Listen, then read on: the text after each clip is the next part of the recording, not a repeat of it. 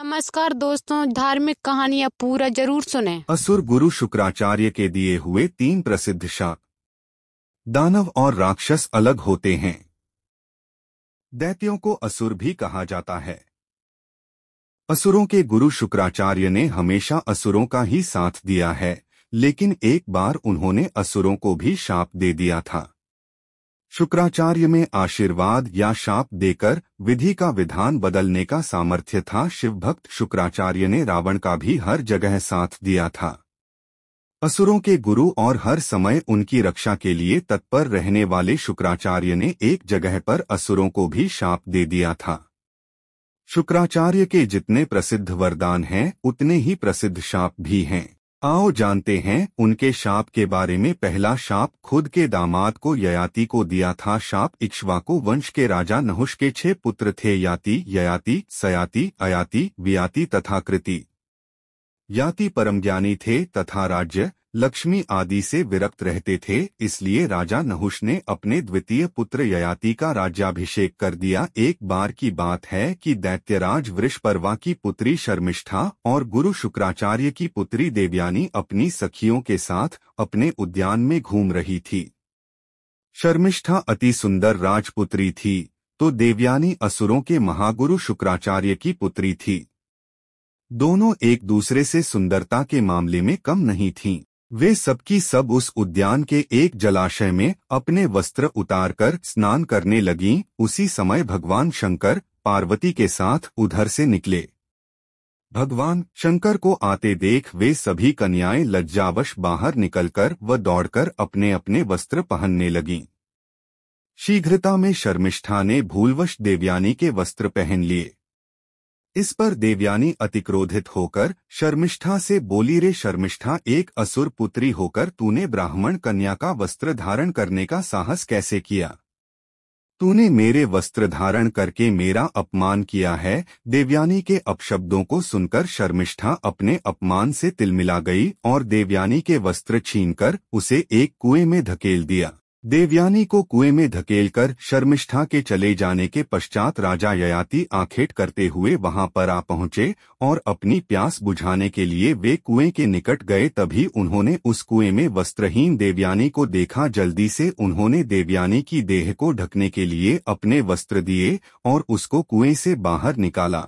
इस पर देवयानी ने प्रेम पूर्वक राजा ययाति से कहा, हे आर्य, आपने मेरा हाथ पकड़ा है, आथ मैं आपको अपने पति रूप में स्वीकार करती हूँ। हे क्षत्रिय श्रेष्ठ, यद्यपि मैं ब्राह्मण पुत्री हूँ, किंतु बृहस्पति के पुत्र कच के शाप के कारण मेरा विवाह ब्राह्मण कुमार के साथ नहीं हो सकता, इसलिए आप मुझे अपने प्रारब्ध का भोग समझकर स्वीकार कीजिए। ययाति ने प्रसन्न होकर देवयानी के इस प्रस्ताव को स्वीकार कर लिया। देवयानी वहां से अपने पिता शुक्राचार्य के पास आई तथा उनसे समस्त वृत्तांत कहा।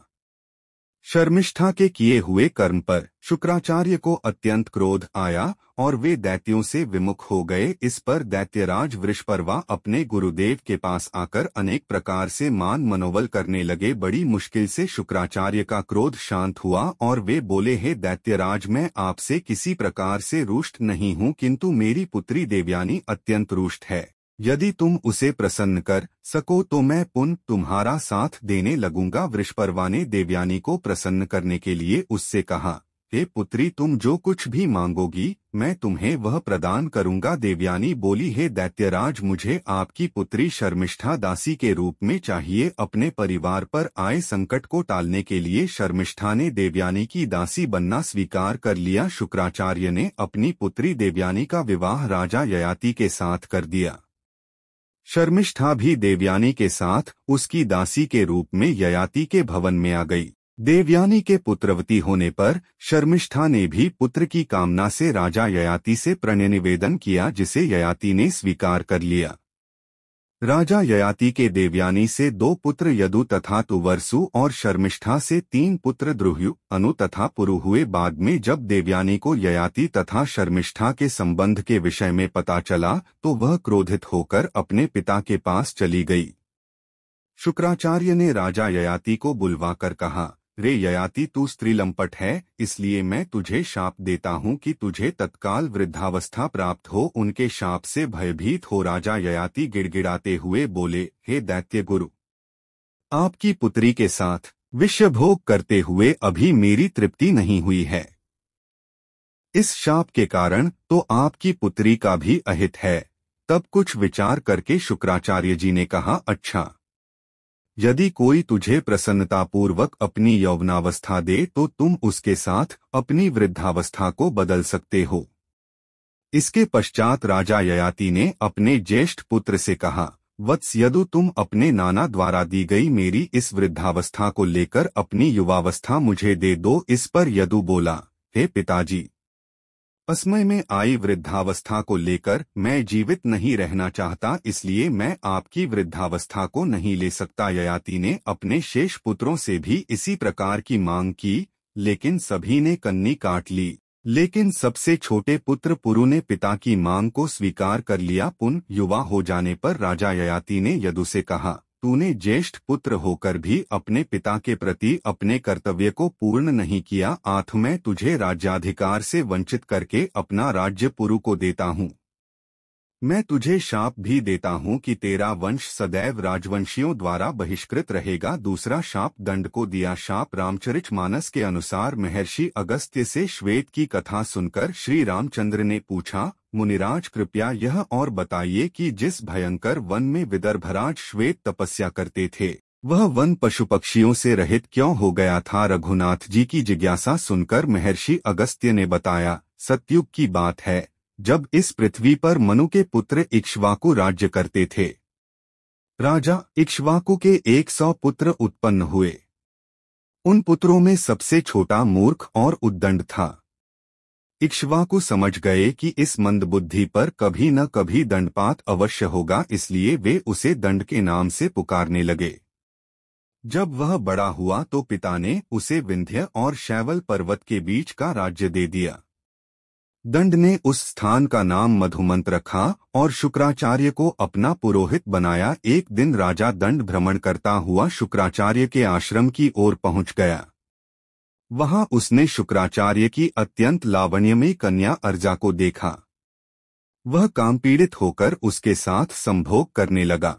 जब शुक्राचार्य ने अर्जा की दुर्दशा देखी तो उन्होंने शाप दिया कि दंड 7 दिन के अंदर अपने पुत्र, सेना आदि सहित नष्ट हो जाए। इंद्र ऐसी भयंकर धूल की वर्षा करेंगे जिससे उसका संपूर्ण राज्य ही नहीं, पशु पक्षी तक नष्ट हो जाएंगे। फिर अपनी कन्या से उन्होंने कहा कि तू इसी आश्रम में इस सरोवर के निकट रहकर ईश्वर की आराधना और अपने पाप का प्रायश्चित कर। जो जीव इस अवधि में तेरे पास रहेंगे वे धूल की वर्षा से नष्ट नहीं होंगे। शुक्राचार्य के शाप के कारण दंड, उसका राज्य और पशु पक्षी आदि सब नष्ट हो गए।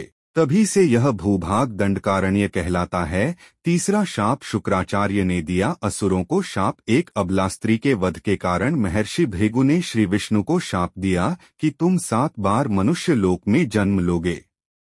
भृगु के इस शाप के वशीभूत होकर ही श्री विष्णु को पृथ्वी पर जन्म लेना पड़ा। भृगु ने जल छिड़ककर यह कहते हुए कहा कि विष्णु के द्वारा मारी गई अबला महिला, तुझको मैं पुनः जीवित करता हूँ। यदि मैं सत्य पर हूँ तो तुम अवश्य जी उठोगी। ऐसा कहते ही वह देवी पुनः जी उठी। यह चमत्कार देखकर इंद्र अत्यंत अभिभूत हो उठे। उन्होंने अपनी पुत्री जयंती को शुक्राचार्य को प्रसन्न करने के लिए भेजा ताकि उसके उनसे विवाह हो सके।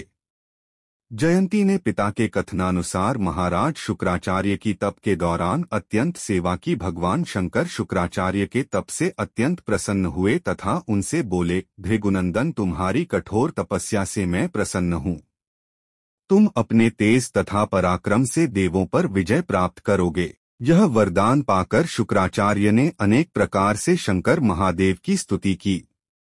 देवेश के अंतर्निहित हो जाने पर अपने सामने जयंती को देखकर शुक्राचार्य ने कहा, सुंदरी, तुम कौन हो? मेरे दुख के समय दुख उठाने वाली तुम किसकी पुत्री हो? तुम क्या चाहती हो? मैं तुम्हारी क्या कामना पूरी करूं? जयंती ने कहा, देव, आप त्रिकालदर्शी हैं, आप स्वयं मेरा मनोरथ जानते हैं। यह सुनकर शुक्राचार्य ने दिव्य दृष्टि से उसे पहचानकर कहा, हे इंद्रपुत्री, तुम यहाँ मेरी सेवार्थ आई हो। मेरे साथ 10 वर्षों तक तुम निवास करना चाहती हो। चलो हम निवास स्थान की ओर चलते हैं। इस प्रकार शुक्राचार्य ने 10 वर्ष तक जयंती के साथ निवास किया। इस 10 वर्ष के काल में इस बीच देवगुरु बृहस्पति ने शुक्राचार्य का छद्म रूप धारण कर लिया और 5-6 शुक्राचार्य के दर्शनों को आए असुरों को कठोर तप के बाद प्राप्त विद्या सिखाने का बहाना करके उन्हें माया से मोहित कर लिया। सभी असुर ऋषि बृहस्पति को ही अपना गुरु शुक्राचार्य समझकर उनकी आज्ञा का पालन करते रहे। जब शुक्राचार्य का जयंती से मोहभंग हुआ और उन्हें ज्ञात हुआ कि बृहस्पति ने अनेक रूपों में असुरों को ठग लिया है, तो उन्होंने असुरों के समक्ष जाकर कहा, असुरों, शुक्राचार्य तो मैं हूँ, यह तो अंगिरा पुत्र बृहस्पति है। मुझे खेद है कि मेरे रहते तुम ठगे रहे। अपने समक्ष दो शुक्राचार्य को देखकर असुर किंकर विमूढ़ से हो गए। वे दोनों ही गुरुओं की ओर देखने लगे। बृहस्पति ने भी दैत्यों से उसी प्रकार अधिकारपूर्वक कहा, दैत्यों, तुम्हारे गुरु शुक्राचार्य हम ही हैं। यह जो सामने है यह स्वयं अंगिरा पुत्र बृहस्पति है। बृहस्पति द्वारा दृढ़ निश्चयी होकर कही गई बातें सुनकर असुरों ने समझा कि ये ही हमारे वास्तविक गुरु हैं, जो 10 वर्षों से हमें विद्याध्ययन करा रहे हैं। तब सभी असुर वास्तविक शुक्राचार्य पर क्रोधित होकर उन्हें अनर्गल बातें कहने लगे। ऐसे में दैत्य गुरु शुक्राचार्य को मोहित हुए असुरों पर क्रोध आने लगा। जब किसी भी प्रकार से असुरों की तंद्रा भंग नहीं हुई तो उन्होंने कहा, अरे असुरों, तुम्हारी बुद्धि मारी गई है।